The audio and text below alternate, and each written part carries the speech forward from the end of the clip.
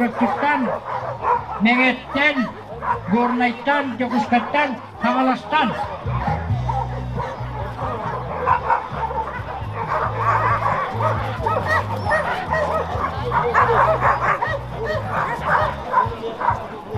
Muuttuuruun havasattuen.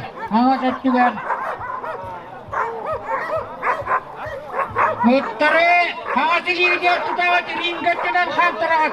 Huonnut tutumaan, että ne varallaan kuttu. Уважаемые участники ринга, секунду внимания. Посмотрите на свои нагрудные номера. Так, теперь смыкание. И нет, смыкание.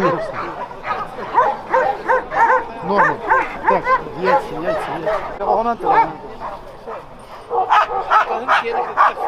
Все, вижу.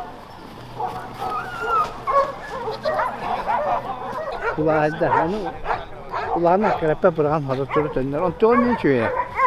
Günü bu hem de iyi de herita yediğe buradan. Günün takala. O bir iyi tayan ol böyle. Evet tamam. Böyle ne alır bir de tamam yok. İyi de vallahi. Bu topu seyden hadi. Bu topu seyden. Bak bak. Bu çok şekilde değil. Bu topu olur ya bu. Bak tarafı düzenine bastı bu.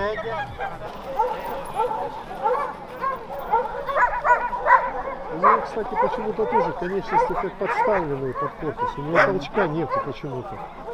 А подойдите ко мне.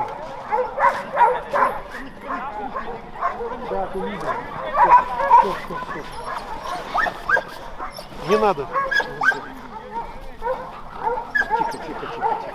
Да ладно ты не.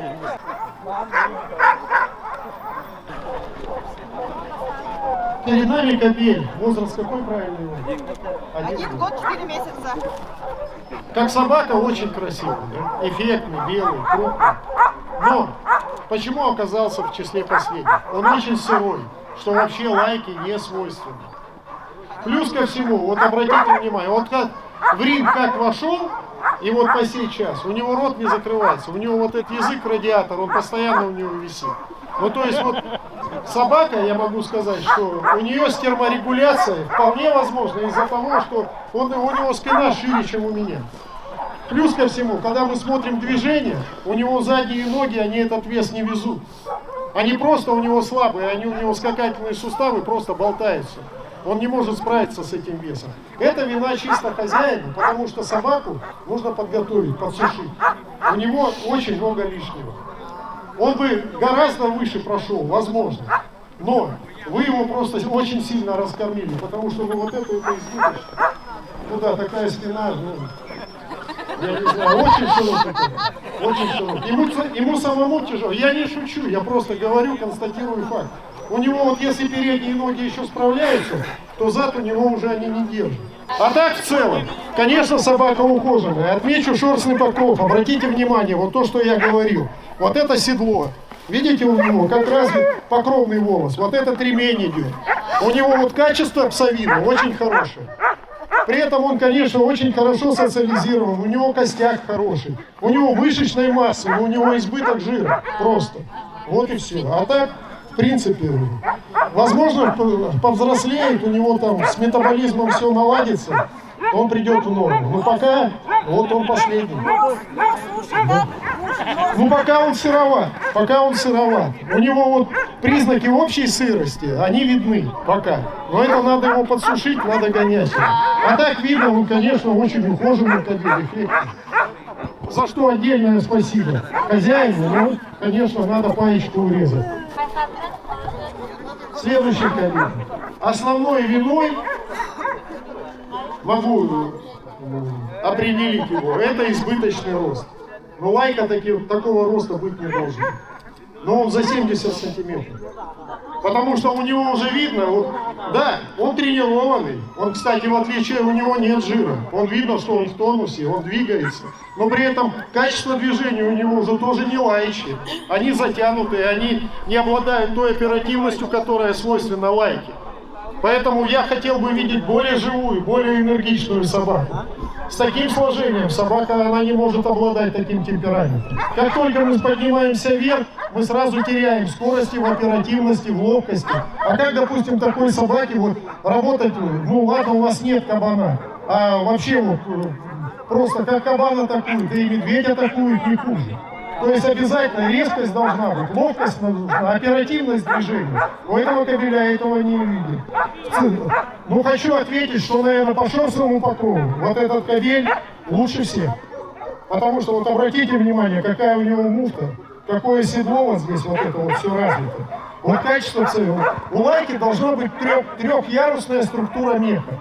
Это подшерсток, который он прикрывается осевым волосом, и вот здесь идет уже покровный волос, который спускается вот сюда на гачи, что я говорю, он закрывает половые органы. Это все защитная функция. У этого кобеля очень хорошо развита трехярусная структура меха. Вот он может быть в этом смысле идеальным образцом для демонстрации шерстного покрова лайки. Но рост избыточный. Спасибо. Вот эти две собаки, они по типу ближе к русско-европейским лайкам. Вот поэтому они вот здесь и оказались. Ну, на фоне, посмотрите просто, я вам приведу потом других собак. Вот. Особенно вот у той голова, она очень сильно похожа на голову русско-европейской лайки. Они просто вот этим типом, они потерялись среди тех собак. Это лайки, безусловно. Но насколько они вот именно как якутские охотничьи, вот это большой вопрос. Я думаю, что где-то там кто-то когда-то подгулял у вас с русско-европейской лайкой. И вот это до сих пор у вас проявляется. Но при этом они очень неплохие собаки, да. Это вполне охотничьи лайки. Но только вот, конечно, как якутская собака, то, что я читал в стандарте, который мне показали, она не совсем ей соответствует. То, что это лайка, это безусловно. Ну, насколько якутская. Вот. А так, в принципе, очень неплохой экземпляр, хорошо двигался тоже.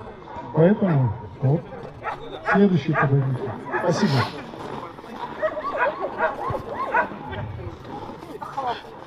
Здесь чуть-чуть получше, потому что и качество шерстного покрова другое. Да, тут вот видно, это очень хорошо выражен половой тип, видно, что это кобель. Но недостатки, в принципе, что у той собаки, что это и есть. То есть вот именно того породного типа, который должен быть у якутской охотничьей лайки, я не наблюдаю. Плюс ко всему, хочу обратить внимание, у него очень круто загнут хвост, что тоже вашим собакам не свойственно. Как правило, вот, у якутской охотничьей лайки хвост не в тугом кольце, либо серпом. То есть вот чтобы определить, насколько это хорошо или плохо, тут надо смотреть. Вот здесь должно быть не закрывающееся кольцо размером с куриное яйцо. Вот это вот самое нормальное. А вообще со стороны, когда вы наблюдаете, хвост должен вписываться в цифру 3. То есть вот вы берете вот эту вот заднюю часть очесов и хвост. Он у вас должен напоминать цифру 3. Он не должен быть закинут сильно на спину, потому что вот у этой собаки он тоже избыточно загнут вперед. Это говорит о том, что вот здесь есть крестец, и вот здесь он соединяется с хвостовым отделом. Вообще в норме там есть сустав. И вот когда крестец заканчивается, там есть такой отросток. Суставной отросток крестца, крестцовый. И он просто, я сейчас уберу микрофон. Вот, в общем, если мы берем крестец, там есть вот такой отросток. И в него входит сустав хвостового, первого хвостового позвонка. Если он хорошо развит, вы никак его сюда не забросите. Если только он редуцирован, упрощен, то тогда, конечно, хвост у вас закинется. Но, как правило, если редуцируется вот этот суставной отросток, то сокращается и длина крестцового отдела. А если сокращается длина крестцового отдела, то на нем меньше располагается мышц. А это значит уже и хуже толчок и все остальное. То есть чем больше мышц, тем сильнее толчок, тем выносливее собака. Понимаете, о чем я говорю? Здесь с хвостом уже есть такие проблемы. Все, спасибо. Следующий кобель. Рослый. Ну что могу сказать, да? Я не очень люблю вот таких вот прям здоровых собак, потому что они, ну, грубо говоря, мне не совсем нравится их движение. Я не видел вот крупных собак с хорошим качеством движения. Ну, как правило, вот только вы куда-то заходите, там 70, под 70, а уже тем более за 70, то движений хороших там, ну, ожидать тяжело. Основное, что я ставлю вину этому кобелю, это вот эта привязь. Вот этот плюмаж, это уже начальная стадия длинношерстности. С вот этого начинается. Поэтому вот это, по большому счету, это хвост порочный. Хвост лайки должен быть одет по лисьи, валиком. То есть вот у лисы все видели хвост какой он. У него вот этой вот плюмажа вот этого нету никакого. Вот он вот должен быть одет правильно по лисьи, валиком, как называется. Северный вариант. Чего? Нет, это не северный вариант. Это скорее всего привет от оленегонных лаек каких-то у вас. Вот. Так что вот такие дела. Ну а так в целом, да, крупный кобель, качество движения оставляет желать лучшего. Ну и основная проблема — это опушение хвоста. Оно некорректное. Спасибо.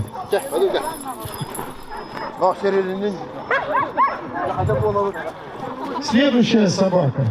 Ну, представлена в стадии разлинки, поэтому сказать, как она была одета вот именно в зимнем наряде, я не могу. Ну, вот эта вот пархатость ее, оставшаяся шерсть, ну, она, можно, конечно, что-то додумать, но это, конечно, эта собака теряет привлекательности в таком виде. Плюс ко всему, что абсолютно нетипично лайка. Это вот этот густой краб. Ну, это вот 100% какой-то начальник экспедиции был у вас когда-то с английским сетером. И кто-то подмешал его к лайку. Вот это очень устойчивый такой признак, который наследуется, и избавиться от него тяжеловато. Вообще, вот эта крапчатость, особенно густо-крапчатость какой-то вот кобеля, это лайкам вообще не свойственно. Поэтому вот он оказался на этом месте. Все, спасибо. Следующий кобель. Он практически ему равен, но только тут краб пореже, но тоже достаточно. Вот, поэтому это тоже не есть хорошо. Рассмотреть его в движении, вот хочу сказать, да, вот эта собака, она видно, что она анатомически правильно сложена, у нее физическая форма хорошая, но хозяин ее, ну, не может показать по-нормально. Вот он смеялся громче всех, а вот там потом оказался сам в той же роли. Это я с вами счеты не сложу, честное слово, ну просто вот видите, как получилось. Поэтому то, что я увидел в движении этой собаки, меня до конца не устроило, потому что то, как она двигает передними ногами, мне разглядеть не удалось. Задние кое-как разглядел, а передних, к сожалению, нет. Но при этом, да, собака, ну вот обращайте внимание, то, что у крапа, конечно, быть не должно у лайки. Следующее. Спасибо. Вот эта собака, она больше в типе западно-сибирской лайки. Вот. Поэтому оказалась здесь. Да, особых претензий к анатомии этой собаки я не имею. Двигалась она достаточно хорошо. По-моему, что-то с задними конечностями. Да, у нас было там? Что там было? Нет, да. Вот двигалась хорошо, но опять же, мы видим вот этот краб, он есть и на голове. Вот, это, конечно, очень простит экстерьер собаки. Ну и хотелось бы, конечно, другой шерстный покров. Здесь только есть подшерсток и есть костевой волос. Покрового волоса мы видим нет. То есть вот что на боку, что на спине, совина практически ничем не отличается. Вот то, что я вам показывал до этого, где развитое седло, ремень, вот это вот все, здесь этого я не наблюдаю. Поэтому собака выглядит так. Однообразно одета, без разделения совины на разную структуру шерсти. Вот особенно, ну тут и муфты особо нет, ничего. То есть вот то, чем отличается, особенно северная собака. Какая у нее должна быть совина. Здесь я этого не наблюдаю. Спасибо. Следующий кобель. Здесь основная претензия этого кобеля, он непропорционально сложен. У него голова другой собаки. У него облегченный корпус и крупная такая, достаточно массивная голова, что диссонирует с общим это. Плюс ко всему, бедность шерстного покрова, она только излишне это подчеркивает. Ну и долго мы пытались его рассмотрели, опять же так, ни шатка, ни валка, поэтому высказаться действительно, какое у него качество движения, я не могу сказать. Долго пытались, но рассмотреть толком не удалось. Поэтому вот в целом, но основная претензия, что излишне крупная голова и облегченный корпус. Есть претензии просто к пропорциональности сложения. Спасибо.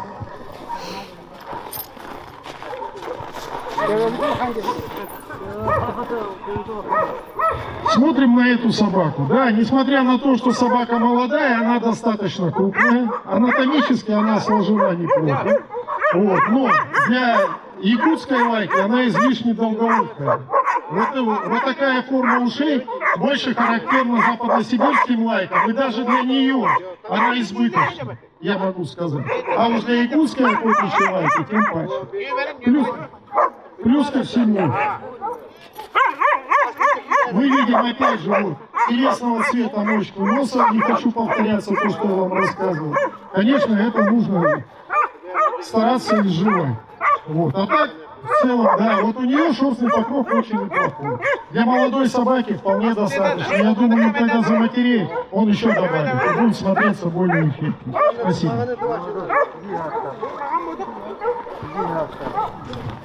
Вот эта собака тоже рослая и тоже в типе западно-сибирской лайки больше. Поэтому вот только из-за этого. То есть вот основное, что должно быть, мы породу должны узнавать вот просто в ней. Вот мне бы показали ее, если бы в этом ринге, я бы подумал, что ну все-таки тут где-то 3/4 западно-сибирской лайки. Особенно в строении головы, вот это очень хорошо заметно. Плюс, ну, распространенный в той породе окрас.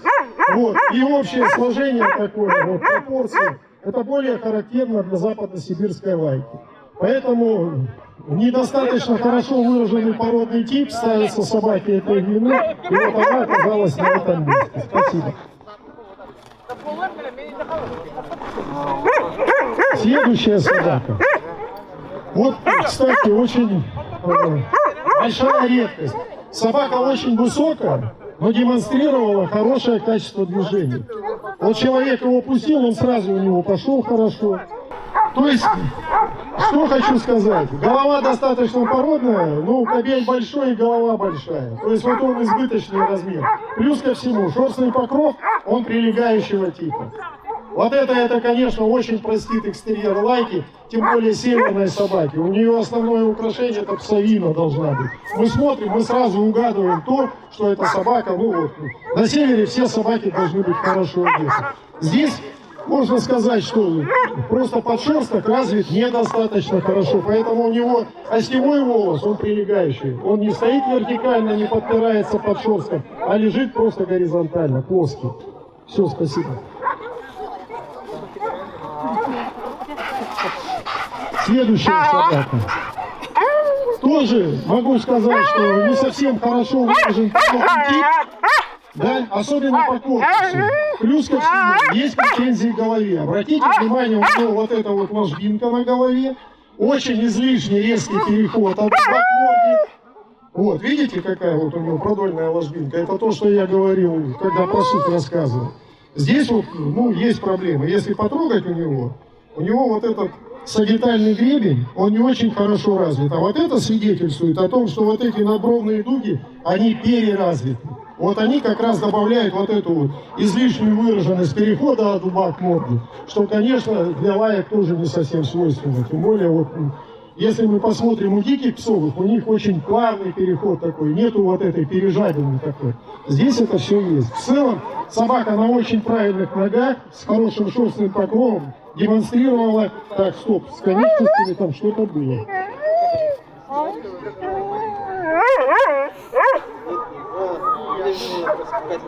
Да. В движении сближены скакательные суставы были, хотя в статике смотрится очень неплохо. Спасибо. Вот опять смотрим. Собака рослая, костистая, да, но при этом вот голова, даже несмотря на размер, она больше в типе западно-сибирских лаек. Это и выдает долгоухость вот это, то, что очень большие уши. Недостаточно развитые тут скулы для такой головы и излишне длинный щипец. То есть вот чуть-чуть пропорции головы должны быть другие у якутской охотничьей лайки. Но добавок ко всему, ему не хватает длины корпуса. Возможно, в силу возраста. Может, он еще дорастет. Собака крупная, находится на стадии развития, поэтому ну, вполне допускаю, что где-то там что-то удлинится. Хотя не совсем уверен. Ну, тоже пытались долго рассмотреть движение. Движение очень сложно было рассмотреть. Ну и двигается собака пока не лучшим образом, должен сказать. Спасибо. Да. Следующая собака. Что хочу сказать. Очень гармонично сложена, но в целом по пропорциям. Но вот в движении у нее излишне скошенный круг, отчего у нее задние конечности, они больше двигаются вперед, чем назад. То есть у нее недостаточно сильный толчок. Амплитуда движения вперед превышает, она должна примерно быть одинаковой. Насколько шагнули, настолько оттолкнулись, и она прошла. А у него получается, что вперед движение больше, а назад движение меньше. И это видно особенно, вот, когда он бежит рысью. При этом собака достаточно пропорциональна, по возрасту неплохо развита. Вот. Также хочу отметить, что чуть великоваты уши, излишне выпуклый лоб. Хотелось бы его видеть более плоским. Но собака молодая, сильно придираться не будем. Живем, увидим, что вырастет. Вот. Ну, излишне в целости. Вот так. Вот, допустим, то, что губы должны быть более сухие. У него уже там они немножко отвисают. Это, конечно, тоже выглядит не очень по-разному. Хорошо, спасибо. Следующий кабель. Тоже рослый. На достаточно правильных ногах, хорошо физически развитый. Что хочу отметить, ну вот мы видим краб, да, то, что я уже говорил. Плюс у него, обратите внимание, вот это называется так называемый снежный нос. Вот видим, да, вот эта вот полоска. Это ну, тоже нарушение пигментации, а вот то, что мы видим вот здесь сверху, вот это розовое, это называется трюфельная кожа, это тоже недостаток пигмента. То есть вот с пигментацией у этой собаки есть вопросы. Плюс ко всему, при такой широкой голове, мне бы хотелось все-таки, чтобы глаза у него вот так не в кучу были. Они более как-то у него... Они, во-первых, у него и смотрятся более горизонтально. Мне хотелось бы, чтобы они были более раскосы. И они излишне открыты для лайки. То есть кругловаты. Вот. А так, в целом, очень неплохой кабель. Поэтому вот прошел достаточно высоко в ринге. Спасибо.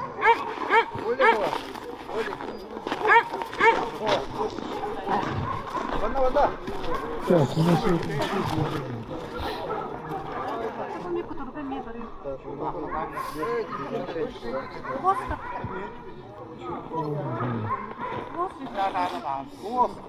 так, нет. Это я просто не показал, что это вот было что с движением я записывал. Оказалось нет. Вот. Просто собак много, могу немного запутаться. В целом этот кабель достаточно гармоничный, пропорциональный. Вот у него вот по голове нет вопросов. Обратите внимание, она согласно, вот, ну, есть определенные экономии, как это определяется. Длина головы должна равняться длине шеи. А вот длина головы это 2,5 высоты в колке. То есть вот это вот такие пропорции. Чтобы понять, что такое пропорция, и достаточно она или нет, ну с этим сверяются. То есть вот у него эта голова, она очень выглядит гармонично. У него нет никаких ни признаков сырости, ничего. По его возрасту, я думаю, этот кабель еще доберет, у него это все прибавится. Хочу отметить очень хорошее качество псовины. Обратите внимание, вот на спину, видите, особым блеском вот этот покровный волос, он выделяется, он даже блестит по-другому. Вот у него очень хорошо это все развито. Здесь вот вы сказали хвост, здесь нет. В этом хвосте опушение, оно вполне корректное. Оно должно быть чуть-чуть больше с нижней стороны. При этом, конечно, хотелось бы, чтобы этот хвост был не так сильно завернут резко на спину. Вот то, что я говорил, это вот соединение хвостового и пояснил это и крестцового отдела. А так, в целом, очень неплохой экземпляр, по движению вопросов не было. Все, спасибо.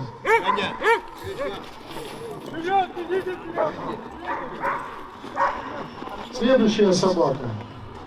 Вот у этой собаки мы смотрим, уши вроде как небольшие, но они излишне низковато стоят, и они наклонены вперед. Видите? Вот. Это сильно простит. Это вообще свойственно японским шпицеобразным собакам, акитам, вот у них вот очень часто вот эти такие свинячьи уши с наклоном вперед. Но это, конечно, не свинячьи уши по размеру, но постав он вообще оставляет желать лучше. Плюс ко всему, хочу сказать, что да, вроде и корпус хороший по длине, вроде правильный, костяк развитый физически, но шерсти этой собаки явно не хватает. Так же, как не хватает пигмента. Опять же остановлюсь на этом. Вот мы видим мочку носа телесного цвета. Хотелось бы ее подчеркнуть. Вот. А так, в целом, очень неплохая, хорошо социализированная собака, демонстрировала хорошие движения. Спасибо. Вот следующая собака. Вот обратите внимание. Вот какая морда, ширина. Вот это вот свойственно вашим собакам. Они не должны быть острощипые, потому что вот такая форма морды, она свидетельствует о крупном размере зубов, как правило. Если морда вот эта брусковидная такая, наполненная, я не говорю про сырость, я говорю именно про размер и объем. Вот. Это всегда свидетельствует о хорошо развитом зубном аппарате собаки.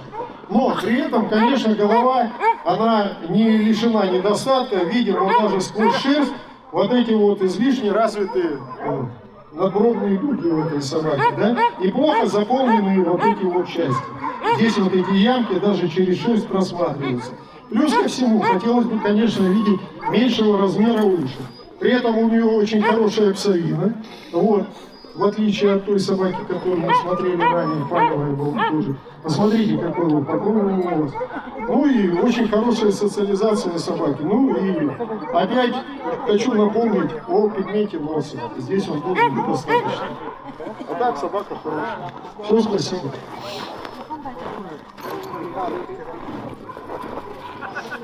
Следующая собака.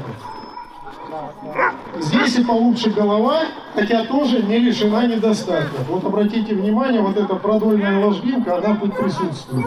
Вот. Вообще, лоб лайки, он не должен иметь какого-то излишнего рельефа. Чем ровнее, тем лучше. То есть, вот если он там имеет какой-то рельеф, это, как правило, либо что-то избыточно, либо чего-то в недостатке. Потому что мягкие ткани, которые цепляются за вот эти костные образования в виде того же сагитального гребня, они все это выравнивают. И голова становится гладенькая, ровная, без всяких западин, без всяких бугорков, без ничего. Здесь вот это вот видно. Ну, пока собака молодая, вполне допускаю, что какие-то части они там перерастут, может чем-то заполниться. 10 месяцев. Ну, я про что и говорю. Хотелось бы также пожелать ее лучше социализировать, потому что, видите, собака в ринге держится сиротливо, не особо горит желанием контактировать с человеком. Лайка вообще такая собака, она должна легко адаптироваться к любой обстановке. Это вот свойственно, вообще лайка, она вообще ориентирована на человека. Она не должна быть ни злобной, ни трусливой. Она должна свободно идти на контакт с человеком. Спасибо. Пигмент хочу отметить. Обратите внимание, как пигментирован нос у этой собаки. Но при этом хотелось бы видеть тоже черные когти, черные подушки лап и все остальное. Здесь этого я не вижу.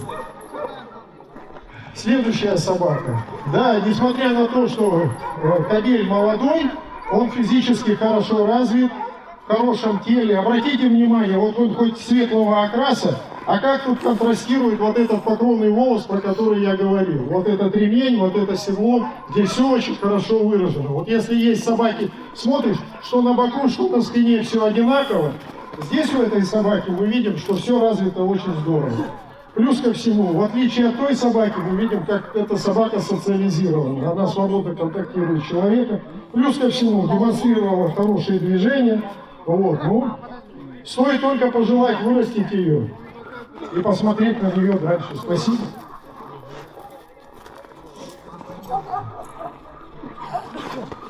Очень ладный кобель. Несмотря на то, что молодой, если не загрубеет, будет очень хороший. Потому что вот он, в принципе, сейчас выглядит как уже полностью сформированная собака. Вот мне бы его показали, я бы никогда не сказал, что он вот молодой. Я бы подумал, что это уже зрелый, хороший, сформированный кобель. У него все, обратите внимание, вот и ширина крупа, у него какой простор задних конечностей, они стоят основательно, достаточно широко. У него очень хорошие углы сочленений, он показал очень высокое качество движения. Но единственное, что могу поставить ему вину, это, конечно, опять вот недостаточный пигмент. На это надо обращать внимание. Просто хочу еще раз сказать, если ослаблен пигмент, то и ослаблен иммунитет. Это уже имеется прямая к этому связь. Нужно на это обращать внимание. А так, в целом, очень хороший представитель породы. Вот, и, я думаю, занял достойное место. Ну, вот что для младшей группы, почему он к тому же уступил. То есть он выглядит уже вообще как взрослый кобель. Ему пока не хватает моложавости. И есть опасения, что он потом со временем может загрубить. Но пока он выглядит очень прекрасно.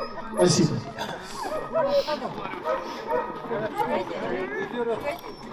Вот следующий кобель. Вот в целом очень неплохие пропорции головы. Но тоже могу сказать, что вот этот сагитальный гребень у него развит слабо. Потому что, видите, у него эта ложбинка, она как начинается от глаз, и она проходит туда дальше. Если вот просто отпрепарировать этот череп, я могу сказать, что тут вот, поверьте мне, он развит недостаточно. Но это можно пропальпировать, все почувствовать, насколько хорошо он развит. Но в целом, у него, обратите внимание, вот щипец какой, тоже хорошо наполненный, брусковидный такой. Вот. В целом, очень породный экземпляр. Хорошего окраса, у него качество псовины тоже очень хорошее. Уши, ну, нет. Ну, вам, конечно, основное, что белое выкрасить. Орган терморегуляции. Вот вы видели, наверное, как спят лисы, как волки. Они этим хвостом просто под себя подворачивают и под них не поддувает ничего. А, допустим, если хвост в очень тугом кольце, то он просто поднимается и опускается. Ну, вот уже орган, это как орган теплоизолирующий, он функции не играет. Это вот, он превращается в рудимент. Спина очень крепкая. Ну, может быть, да, хотелось бы, чтобы вот здесь вот было бы побольше, но это все-таки еще младшая группа, не у всех он может быть сформирован. Но при этом он одет неплохо, муфта у него уже есть баки. Вот. А вот это, я думаю, еще может отрасти, потому что, ну, если эта собака молодая, то тут строго все равно к ней подходить нельзя. Спасибо. Обратите внимание по росту, какой костяк. То есть вот... Он не крупный, но вот что касается объема и вот физического развития, он очень хороший. Обратите внимание, как он социализирован. У него очень породная голова. Вот я обращаю внимание на щипец. Он не тонкощипый. У него вот все очень гармонично. У него прям не вот так резко развиты скулы, как я вам показывал. Помните, там аж складка такая под глазом была, что вот у него это все очень гармонично. Обратите внимание, какая чистая голова. У него тут нету ни западин, ничего. Это молодая собака. Он еще обмускулится и будет еще ровнее. Но у него вот сейчас даже никакой тенденции к этому нет. Единственное, что он очень часто держит уши затянуты. Вот его особо рассмотреть вот с поднятыми ушами, что в движении, что здесь не получилось. Попробуйте сейчас. Будем.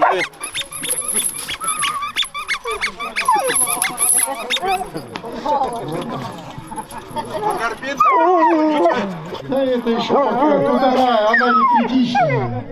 Вот, поэтому тут у него такая слабая, это даже не гординка, я бы ее не назвал бы гординкой.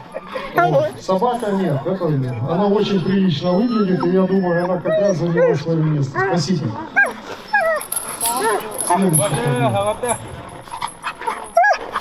Ну и вот кобель, который был у нас первый. Да, конечно, опять же, хотелось бы предъявить хозяину за избыточное тело этой собаки.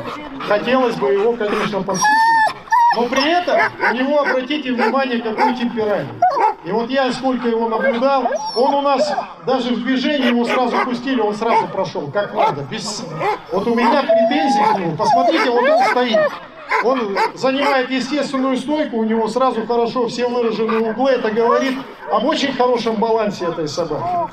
И у него вот, да, он может быть излишне раскормлен, у него есть лишок, я не спорю. Но при этом у него очень породная голова, вот, и у него ни спина не поползла, ничего. Он очень хорошо движется и сохранил темперамент лайки. В отличие вот от той собаки, которая белая была последняя, она избыточна, у нее и отдышка, и все. Этот кобель, конечно, ведет себя по-другому. Да? Что грудь? Это устат. Ну, это вытек-то там что-то, я не знаю, выстрелили, наверное. Но это к ветеринару. Я здесь такие диагнозы не ставлю. Я могу только сказать, осложнение. Посмотрите, вот он стоит. Лапа какая хорошая, в комке.